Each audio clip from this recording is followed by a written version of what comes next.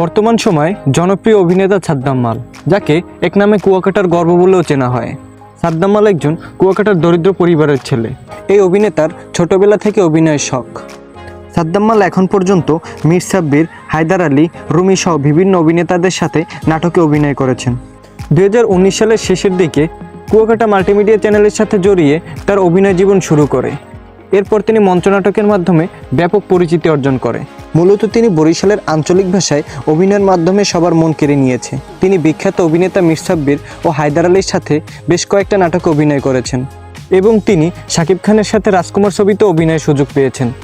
এই অভিনেতার প্রধান শখ হচ্ছে অভিনয় করা এবং পাশাপাশি লেখালেখি করা।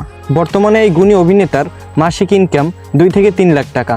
দর্শক, ভিডিওটি ভালো লাগলে অবশ্যই চ্যানেলটি সাবস্ক্রাইব করে আমাদের পাশে থাকবেন এবং আরও নতুন নতুন ভিডিও দেখার আমন্ত্রণ রইল। ধন্যবাদ সবাইকে।